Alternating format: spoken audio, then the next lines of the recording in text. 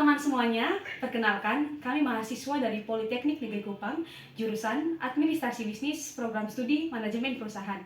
Di sini, kami akan menjelaskan pengaruh iklim El Nino terhadap pertanian yang ada di Nusa Tenggara Timur. Selamat menonton! Baik teman-teman, sebelum kita membahas pengaruh iklim El Nino terhadap pertanian di Nusa Tenggara Timur, mari kita membahas apa itu El Nino. El Nino sendiri merupakan sebuah fenomena iklim alam yang terjadi secara periodik di Samudra Pasifik tropis. Fenomena ini terjadi ketika suhu permukaan air laut di bagian tengah dan timur Samudra Pasifik menjadi lebih hangat dari biasanya. Nah, dampak utama dari El Nino sendiri adalah perubahan pola cuaca yang sangat signifikan di seluruh dunia. Provinsi Nusa Tenggara Timur adalah salah satu provinsi di Indonesia yang memiliki potensi pertanian yang begitu besar. Dari segi letak geografisnya yang berada di bagian timur Indonesia, memberikan ciri khas tersendiri bagi sektor pertanian di wilayah ini. Nusa Tenggara Timur adalah salah satu wilayah yang terkena dampak dari iklim El Nino. Dan pengaruhnya begitu besar, salah satunya seperti dampak kekeringan, pengurangan curah hujan, penurunan produksi pertanian, krisis pangan, kesehatan masyarakat, serta kerugian ekonomi. Nah, berikut ini akan saya tayangkan video salah satu contoh dampak El Nino yang terjadi di Nusa Tenggara Timur. Pemirsa, fenomena musim kemarau panjang atau El Nino diprediksi akan memperparah kekeringan dan juga kesulitan air bersih di Kabupaten Sikan, Nusa Tenggara Timur. Para warga mendesak pemerintah setempat untuk kemudian segera mengantisipasi puncak El Nino yang terjadi pada Agustus hingga September. Dua desa di Sikan, Nusa Tenggara Timur semakin kesulitan mendapatkan sumber air bersih.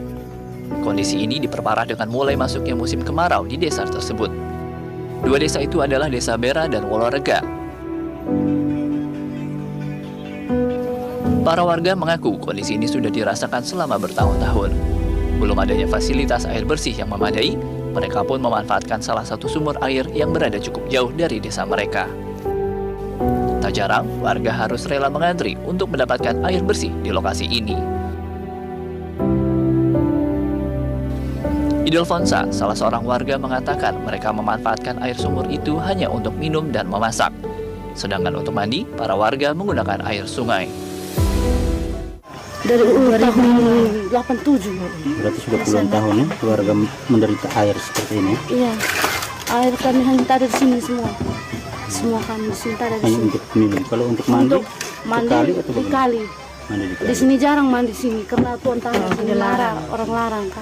Mandi di sini karena di sini hanya untuk masak sebelum minum saja. Sekarang antri juga di sini. Orang antri kalau hujan antri sih. Warga dua desa ini berharap pemerintah Kabupaten Sika segera mengantisipasi kelangkaan air minum bersih yang mulai melanda desa mereka. Diperkirakan puncak musim kemarau panjang atau El Nino akan terjadi pada Agustus hingga September mendatang. Fenomena ini disebut akan berdampak pada ketahanan pangan dan ketersediaan air di wilayah Indonesia.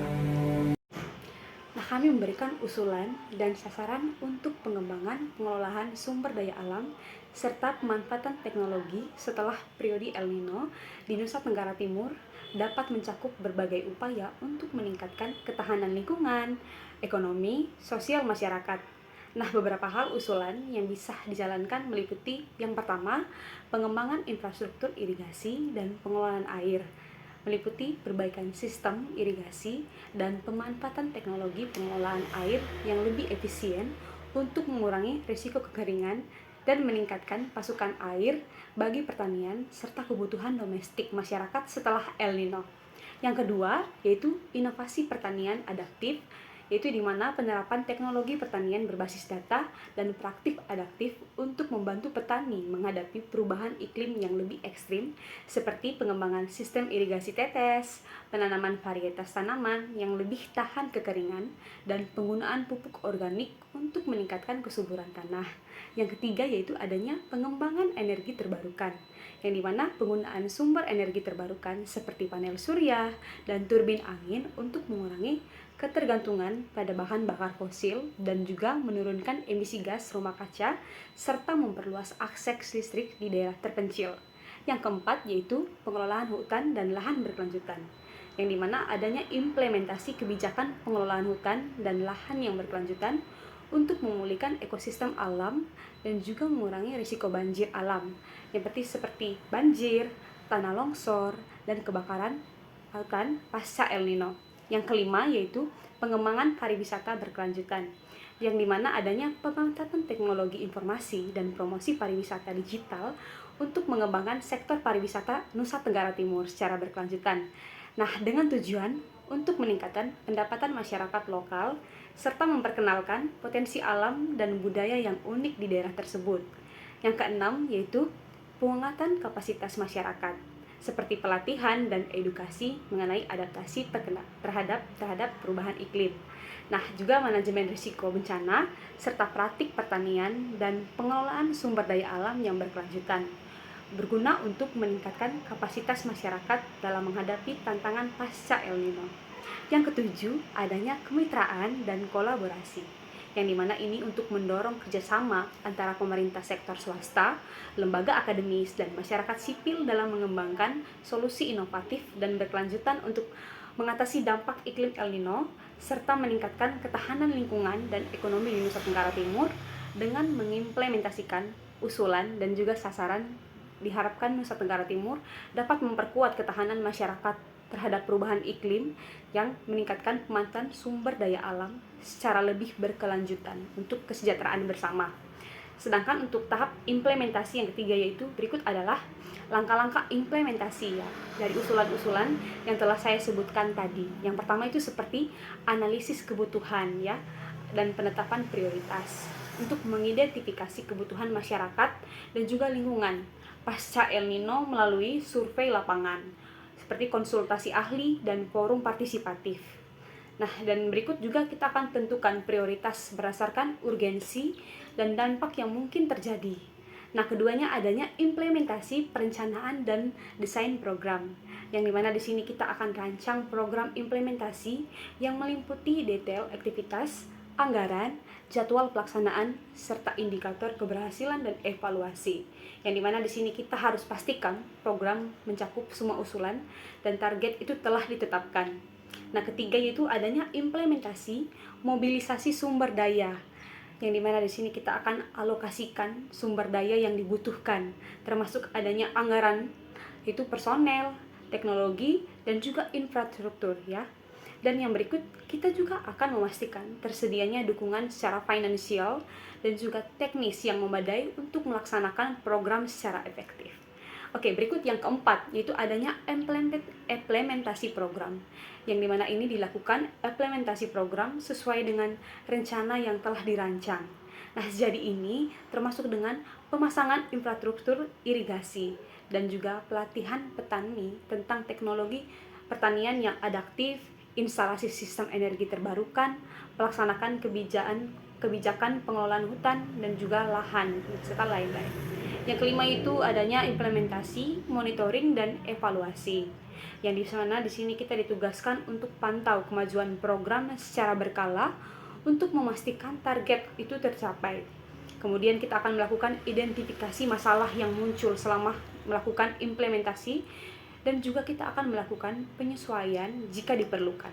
Yang keenam adanya implementasi pengembangan kapasitas masyarakat, yang dimana di sini kita akan selenggarakan kegiatan pelatihan seperti workshop dan juga penyuluhan untuk meningkatkan pemahaman dan keterampilan masyarakat dalam menghadapi perubahan iklim dan juga menerapkan praktik yang berkelanjutan. Yang ketujuh, adanya kolaborasi dan kemitraan untuk kita bangun kemitraan yang kuat antara pemerintah, sektor swasta, akademis, dan juga masyarakat sipil yang mendukung implementasi program secara lebih efektif dan berkelanjutan.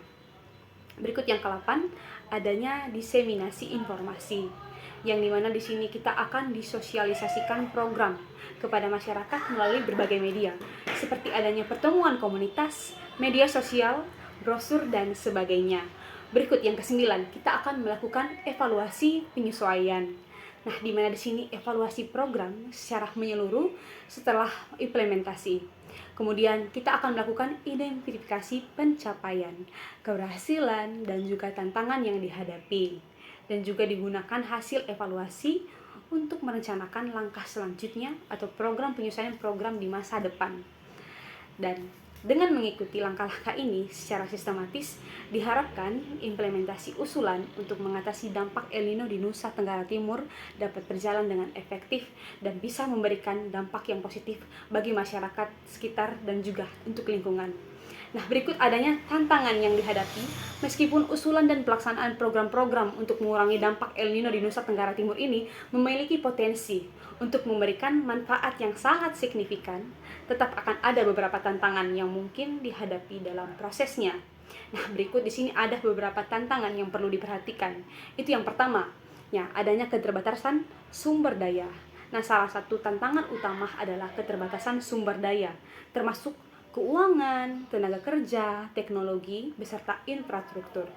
Nah, hal ini dapat membatasi kemampuan untuk melaksanakan program secara menyeluruh dan efektif.